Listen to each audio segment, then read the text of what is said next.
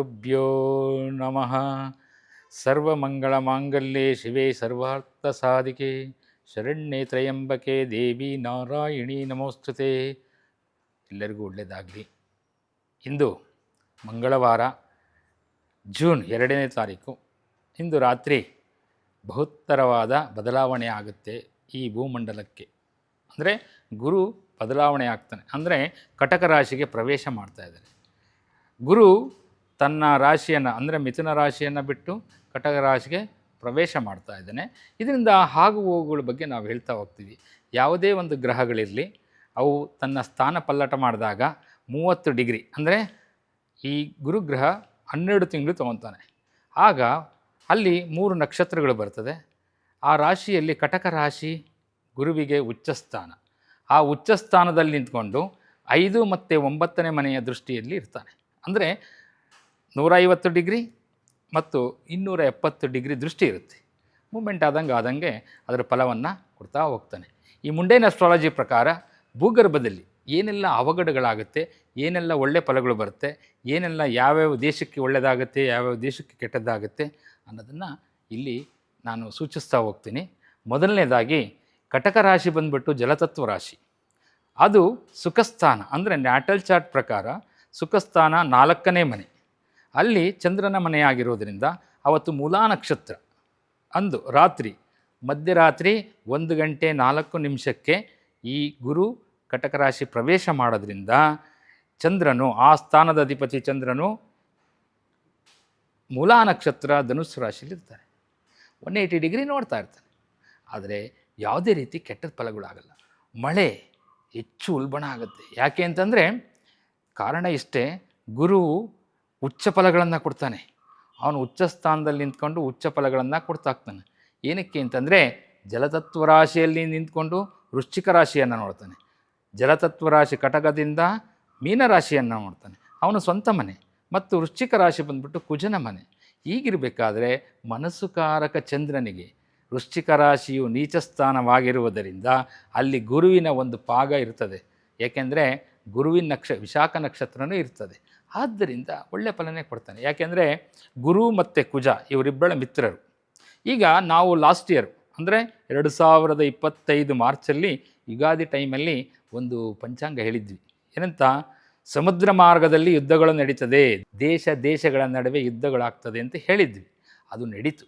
ಆದರೆ ಈ ವರ್ಷದ ಈ ಭಾಗದಲ್ಲಿ ಜೂನ್ 2ನೇ ತಾರೀಕಿಂದ ಮುಂದಿನ ವರ್ಷ ಅಂದರೆ 2027 ಜೂನ್ ತನಕ 1 ವರ್ಷ ಪ್ರಯಾಣ ಮಾಡ್ತಾರೆ ಯಾರೋ ಗುರುಗ್ರಹ. ಆದ್ದರಿಂದ ಏನೆಲ್ಲ ಫಲಗಳಾಗ್ತದೆ? ಯುದ್ಧ ಭೀತಿಗಳು ನಿಲ್ಲುವ ಕಾರಣ ಇರ್ತದೆ, ಮಧ್ಯಸ್ಥಿಕೆ ಬರ್ತದೆ, ಗುರು ಅನುಗ್ರಹ ಇರುತ್ತದೆ. ಈಗ ದೇಶಗಳ ನಡುವೆ ಯುದ್ಧ ನಡೀತಿದೆಯಲ್ಲ, ಅದು ಉಲ್ಬಣ ಆಗೋದಿಲ್ಲ, ತಡೆ ಆಗ್ತದೆ. ಯಾಕೆಂದರೆ ಮಾನವರಲ್ಲಿ ಜೀವನ ಭಾಳ ಏರುಪೇರುಗಳಾಗ್ತದೆ. ಅದಕ್ಕೋಸ್ಕರ ಅವರೇ ಮಧ್ಯಸ್ಥಿಕೆ ವಹಿಸಿ ಅಹಂ ನಾನು ಎನ್ನುವುದು ಕಡಿಮೆ ಆಗ್ತದೆ. ಹಾಗೂ ಮತ್ತು ರಾಜರಲ್ಲಿ ಯುದ್ಧ ಭೀತಿಯಿಂದ ತೊಂದರೆ ಆಗ್ತಾಯಿದೆ. ಅದಕ್ಕೋಸ್ಕರ ಅವರೇ ಸಮಾಧಾನವಾಗಿ ಮುಂದೆ ಬಂದು ಈ ಯುದ್ಧಗಳನ್ನೆಲ್ಲ ನಿಲ್ಲಿಸ್ತಾರೆ ಅಂತ. ಎಲ್ಲಿ ತನಕ? ಡಿಸೆಂಬರ್ 14 ತನಕ. ಯಾಕೆಂದರೆ ಶನಿಮಾತ್ಮರು ಅಲ್ಲಿ ಮತ್ತೆ ಚೇಂಜ್ ಆಗ್ತಾರೆ, ಬದಲಾವಣೆ ಆಗುತ್ತೆ. ಶನಿಮಾತ್ಮರು ಬಂದುಬಿಟ್ಟು ಈಗ ಮೀನರಾಶಿಲಿದ್ದಾರೆ, ಅಲ್ಲಿಂದ ಮೇಷರಾಶಿಗೆ ಬರ್ತಾರೆ. ಮೇಷರಾಶಿ ಶನಿಮಾತ್ಮರಿಗೆ ನೀಚ ಸ್ಥಾನ. ಅದರ ಫಲ ಆಮೇಲೆ ಹೇಳುವ. ಈಗ ಗುರುವಿನ ಮಾತ್ರ ಫಲ ಹೇಳ್ತಾ ಹೋಗೋಣ. ಅದಾದಮೇಲೆ ಈಗೇನಾಗುತ್ತೆ, ಈ ಭೂಮಂಡಲದಲ್ಲಿ ಏನೆಲ್ಲ ಅವಘಡಗಳಾಗುತ್ತೆ ಅಂತ ಹೇಳಿದ್ವಿ. ಹೆಚ್ಚು ಮಳೆ ಬೀಳ್ತದೆ, ಸಮುದ್ರದಲ್ಲಿ ಅಲೆಗಳು ಏರುಪೇರುಗಳಾಗ್ತವೆ. ಅದರಿಂದ ಮಳೆ ಬಂದು ಭೂಮಂಡಲದಲ್ಲಿ ಭೂಮಿ ಮೇಲೆ ನದಿಗಳು ಉಕ್ಕಿ ಹರಿತವೆ. ಏನು ಅಂದರೆ ಅಷ್ಟು ವಿಪರೀತವಾದ ಬೆಳೆ ಆಗುತ್ತೆ. ಏನು ತೊಂದರೆ ಏನಾಗಲ್ಲ. ಸ್ವಲ್ಪ ಸಮುದ್ರ ಮಾರ್ಗದಲ್ಲಿ, ಅಂದರೆ ಅರ್ಥ ಇಷ್ಟೇ, ಈ ಗುರು ಕಟಕ ರಾಶಿ ಪ್ರವೇಶ ಆಗಿರೋದ್ರಿಂದ ಚೈನಾ, ಜಪಾನ್ ಹಾಗೂ ಇಂಡೋನೇಷ್ಯಾ, ಭಾರತದ ಕೆಲವು ಸಮುದ್ರ ತೀರದಲ್ಲಿ ತೊಂದರೆ ಆಗ್ತದೆ, ಮಾನವರಿಗೆ ತೊಂದರೆ ಆಗ್ತದೆ, ಅವಘಡಗಳಾಗ್ತದೆ. ಅದು ಸತ್ಯ, ಅದು ನಡೀತದೆ. ಆಯಿತಾ? ಯಾವಾಗ? In between June to September ಆ ಟೈಮಲ್ಲಿ ನಡೀತದೆ. ಅದು ಏನು ಮಾಡೋಕ್ಕಲ್ಲ, ಪ್ರಕೃತಿ ವಿಸ್ಮಯ. ಪ್ರಕೃತಿ ಹೇಗೆ ಹೇಳ್ತಾ ಹಾಗೆ ಹೋಗ್ಬೇಕು ಅಷ್ಟೇ. ಅದಾದಮೇಲೆ ನೋಡಿ, ಈಗೆಲ್ಲರಿಗೂ ಕುತೂಹಲ ಇರುತ್ತೆ ಏನಂತ. ಸೊ ನಮಗೆ ನಾನು ಇಂಥ ರಾಶಿ, ನಾವು ಇಂಥ ರಾಶಿ, ಗುರು ಈಗ ಕಟಕ ರಾಶಿಗೆ ಉಚ್ಚನಾಗಿ ಬರ್ತಾಯಿನೆ, ಗುರು ಬಲ ಬಂದರೆ ಏನೆಲ್ಲ ಆಗ್ತದೆ ಅನ್ನೋದು ಭಾಳ ಆತುರವಾಗಿ ಕಾಯ್ತಾ ಇದ್ದಾರೆ. ಆದರೆ ನಾವು ಹೇಳೋದಿಷ್ಟೇ, ಗುರು ಪುತ್ರಕಾರಕ ಅಂತೀವಿ, ಆಯಿತಾ. ಆಮೇಲೆ ಕೆಲವರಿಗೆ ಮದುವೆ ಆಗಿರೋದಿಲ್ಲ, ಮದುವೆ ಯೋಗನೇ ಕೂಡ ಬಂದಿರಲ್ಲ, ಏಜ್ ಆಗಿರುತ್ತೆ, ಅಂಥವ್ರಿಗೆ ಮದುವೆ ಯೋಗ ಬರುತ್ತೆ. ಪುತ್ರ ಸಂತಾನ ಇಲ್ಲದವರಿಗೆ ಪುತ್ರ ಸ್ಥಾನ ಬರ್ತದೆ, ತಾಯಿಯ ಸ್ಥಾನ ಲಭಿಸ್ತದೆ, ಆಯಿತಾ. ಅದೆಲ್ಲ ಫಲಗಳು ಬರ್ತಾ ಹೋಗ್ತದೆ, ಏನು ತೊಂದರೆ ಏನಾಗೋದಿಲ್ಲ. ಆಮೇಲೆ ಈ ಭೂಗರ್ಭದಲ್ಲಿ ಏನೆಲ್ಲ ಆಗುತ್ತೆ ಅಂತ ಹೇಳಿದ್ವಿ. ಅಂಥ ಅವಘಡಗಳೆಲ್ಲ ಮಳೆ ಒಂದೇ, ಇನ್ನೇನು ಬೇರೆ ಬದಲಾವಣೆ ಇಲ್ಲ. ಅದಾದಮೇಲೆ ಈಗ ನಾವು ನಮ್ಮ ಭಾರತ ದೇಶಕ್ಕೆ ಬರೋಣ. ಭಾರತ ದೇಶದಲ್ಲಿ ರಾಜಕೀಯ ವಿಸ್ಮಯ ಏನೆಲ್ಲ ಆಗಬಹುದು ಅನ್ನೋದನ್ನು ನೋಡುವ. ಏನಕ್ಕೆ ಅಂತಂದರೆ, ಕೆಲವೊಂದು ವ್ಯಕ್ತಿಗಳು ಹೇಳ್ತಾ ಇರ್ತಾರೆ ಹಂಗಾಗುತ್ತೆ, ಹೀಗಾಗುತ್ತೆ, ಹೀಗಾಗುತ್ತೆ. ಆದರೆ ದೇಶದಲ್ಲಿ ಯಾವುದೇ ರೀತಿಯ ಬದಲಾವಣೆ ಆಗೋದಿಲ್ಲ. ಈಗ ಹೇಗಿದೆ ಹಾಗೇ ನಡೀತಾ ಇರುತ್ತೆ, ಏನು ತೊಂದರೆ ಇಲ್ಲ, ಯಾರಿಗೂ ತೊಂದರೆ ಆಗೋದಿಲ್ಲ, ರಾಜನಿಗೂ ತೊಂದರೆ ಇಲ್ಲ, ಮಂತ್ರಿಗೂ ತೊಂದರೆ ಇಲ್ಲ, ಚೆನ್ನಾಗಿರುತ್ತೆ, ಏನು ಸಮಸ್ಯೆ ಏನಾಗಲ್ಲ. ಯಾಕೆಂದರೆ ಗುರು ಧೈರ್ಯವಾಗಿ ನಿಂತಿದ್ದಾನೆ, ಅರ್ಥ ಆಯ್ತಾ. ನೆಕ್ಸ್ಟ್ ಇದಾದ ಮೇಲೆ ಈಗ ನಾವು ರಾಶಿ ಫಲಗಳನ್ನು ಹೇಳ್ತಾ ಹೋಗೋಣ ಒಂದೊಂದಾಗಿ. ಮೊದಲಿಗೆ ಮೇಷರಾಶಿ. ಮೇಷರಾಶಿಯಲ್ಲಿ ಹುಟ್ಟಿದಂಥ ವ್ಯಕ್ತಿಗಳಿಗೆ ಒಳ್ಳೆ ಫಲನೇ ಬರುತ್ತೆ, ಯಾವುದು ಕೆಟ್ಟದ್ದು ಬರಲ್ಲ. ಯಾಕೆಂದರೆ ಗುರು ಕುಜನ ಮಿತ್ರ, ಹಾಗಾಗಿ ಅವನೇನು ದ್ವೇಷ ಮಾಡೋದಿಲ್ಲ, ಅರ್ಥ ಆಯ್ತಾ. ಅದಾದಮೇಲೆ ವೃಷಭರಾಶಿಯಲ್ಲಿ ಹುಟ್ಟಿದಂಥ ವ್ಯಕ್ತಿಗಳು ಶುಕ್ರಾಧಿಪತಿಯಾಗಿರೋದ್ರಿಂದ ಅಲ್ಲಿ 3 ನಕ್ಷತ್ರಗಳು ಬರ್ತದೆ, ಚಂದ್ರನೂ ಬರ್ತಾನೆ, ರೋಹಿಣಿ ನಕ್ಷತ್ರ. ಅವ್ರಿಗೆ ಭಾಳ ಒಳ್ಳೆಯದಾಗುತ್ತೆ. ಯಾರು ರೋಹಿಣಿ ನಕ್ಷತ್ರದಲ್ಲಿ ಹುಟ್ಟಿರ್ತಾರೋ ಅಂಥವ್ರಿಗೆ ಭಾಳ ಅಪರೂಪವಾದ ಫಲಗಳು ಬರ್ತದೆ.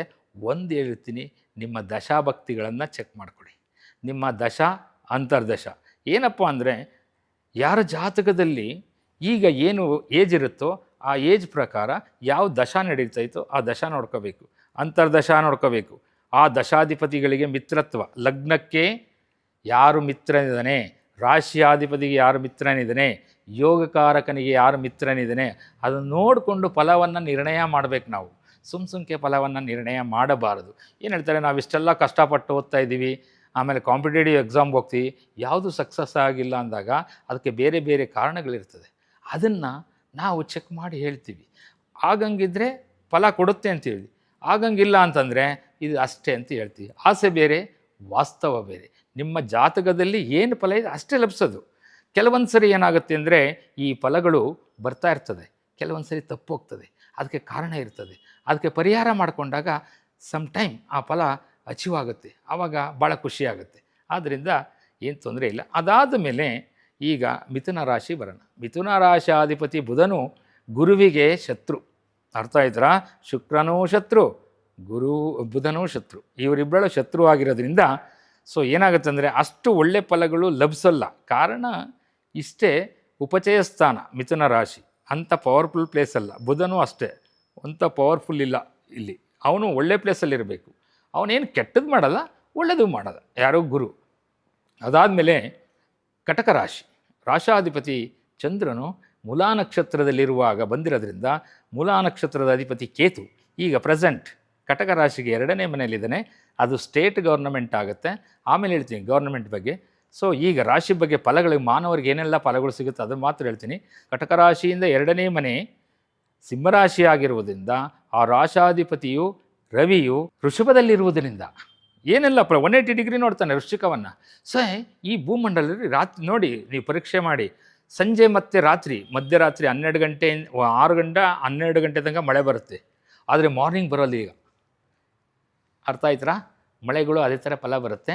ಸೊ ವೃಷಭ ರಾಶಿಯಲ್ಲಿ ರವಿ ಇರುವುದರಿಂದ ರವಿಗೆ ಶುಕ್ರ ಮಿತ್ರ, ಆದರೆ ಶುಕ್ರನಿಗೆ ರವಿ ಶತ್ರು ಆಗಿರುವುದರಿಂದ ಸೊ ಅಷ್ಟು ಫಲಗಳು ಫ್ರೂಟ್ಸ್ ಸಿಗೋದಿಲ್ಲ. ಅದಾದ ಮೇಲೆ ಕಟಕ ರಾಶಿ ಅಲ್ಲಿಂದ 2ನೇ ಭಾಗದಲ್ಲಿ 2ನೇ ಮನೆಯಲ್ಲಿ, ಅದು ಪಂಚಮ ಸ್ಥಾನ ತ್ರಿಕೋನ ಅಂತ ಹೇಳ್ತೀವಿ, ಅಲ್ಲಿ ಕೇತು ಇರುವುದರಿಂದ ಕೇತು ಗ್ರಹ ಪೂರ್ವಜನ್ಮದ ಪುಣ್ಯವನ್ನು ಸೂಚಿಸ್ತಾನೆ.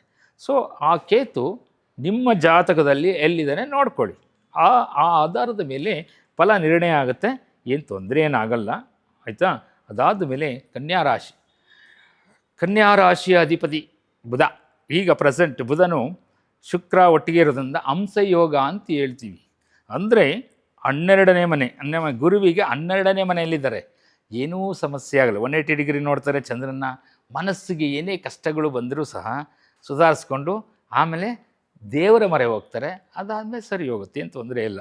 ಅಷ್ಟು ವೇದನೆ ಯಾವುದೂ ಇಲ್ಲ, ಆಯಿತಾ.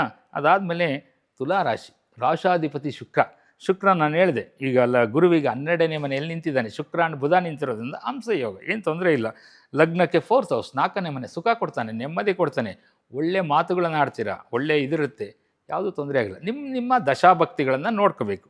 ಅದಾದಮೇಲೆ ವೃಶ್ಚಿಕ ರಾಶಿ, ಗುರುವಿಗೆ 5ನೇ ಮನೆ ಪಂಚಮ ಸ್ಥಾನ, ಆ ಅಧಿಪತಿ ಕುಜನು ನೀಚನಾಗಿ ಈ ಗುರುವಿನ ಮೇಲೆ ದೃಷ್ಟಿ ಇದೆ. ಕಟಕ ರಾಶಿ ಅಂದರೆ ಕುಜನಿಗೆ ನೀಚ ಸ್ಥಾನ ಕಟಕ ರಾಶಿ, ಅಲ್ಲಿ ಗುರು ನಿಂತಿದ್ದಾನೆ. ಗುರುವಿಗೆ ಮಿತ್ರ ಕುಜ, ಅರ್ಥ ಆಯ್ತಾ. ಈ ಕುಜನು ನೀಚನಾಗಿ ಕಟಕ ರಾಶಿಯನ್ನು ನೋಡ್ತಾ ಇರಬೇಕಾದ್ರೆ, ಬಟ್ ಗುರು ಆ್ಯಂಡ್ ಕುಜ ಮಿತ್ರರಾಗಿರುವುದರಿಂದ ಕುಜ ಏನೂ ಮಾಡುವುದಿಲ್ಲ. ಈ ವರ್ಷ ಯಾವುದೂ ತೊಂದರೆ ಆಗಲ್ಲ, ಹೆದರಬೇಡಿ. ಯಾಕೆ ಅಂತಂದರೆ ಈ ವೃಶ್ಚಿಕ ರಾಶಿಯವರು ಕೆಲವೊಂದು ಸಲ ಏನೇನು ಹೇಳ್ತಾರೆ ಅಂದರೆ, ನಮ್ಗೆ ಅಲ್ಲಿ ಬಾಧೆ ಇಲ್ಲಿ ಬಾಧೆ ಆ ಥರ ಈ ಥರ ಏನೇನು ಹೇಳ್ತಾರೆ, ಏನೂ ಆಗುವುದಿಲ್ಲ, ಆಯಿತಾ. ಅದಾದಮೇಲೆ ಧನುಸ್ಸು ರಾಶಿ, ರಾಶಾಧಿಪತಿ ಗುರು ಹುಚ್ಚನಾಗಿರುವುದರಿಂದ ಈ ಧನುಸ್ಸು ರಾಶಿಯಲ್ಲಿ ಎಕ್ಸೆಪ್ಟ್ ಕೇತು ನಕ್ಷತ್ರ ಅಂದರೆ ಮೂಲಾ ನಕ್ಷತ್ರವನ್ನು ಬಿಟ್ಟು ಇನ್ನೆರಡು ನಕ್ಷತ್ರ, ಉತ್ತರಾಷಾಢ ನಕ್ಷತ್ರ, ಪೂರ್ವಾಷಾಢ ನಕ್ಷತ್ರ, ಈ ನಕ್ಷತ್ರದಲ್ಲಿ ಹುಟ್ಟಿದಂಥ ವ್ಯಕ್ತಿಗಳು ಒಳ್ಳೆ ಸುಖ ಪಡಿತಾರೆ. ಯಾಕೆಂದರೆ ರವಿ ಆ್ಯಂಡ್ ಶುಕ್ರ ಇರೋದ್ರಿಂದ ಯೋಗಕಾರಕರು ಒಳ್ಳೆ ಪ್ಲೇಸಲ್ಲಿದ್ದಾರೆ, ಚೆನ್ನಾಗಿ ಒಳ್ಳೆಯ ಫಲ ಸಿಗುತ್ತೆ. ಅದಾದಮೇಲೆ ಮಕರ ರಾಶಿ, ರಾಶಾಧಿಪತಿ ಶನಿ ಈವರೆಗೆ ಗುರುವಿಗೆ 9ನೇ ಮನೆ ನವಮ ಸ್ಥಾನ ಅಂದರೆ ರಾಹುವಿಗೆ ಸ್ವಂತ ಮನೆ ಮೀನರಾಶಿ, ಅಲ್ಲಿ ಗುರುವಿನ ಮನೆ ಆಗಿರೋದ್ರಿಂದ ಓನ್ ಹೌಸ್ ಅಂತ ಹೇಳ್ತೀವಿ, ಟೆಂಪ್ರವರಿ ವಾಸ್ ಓನ್ ಹೌಸ್.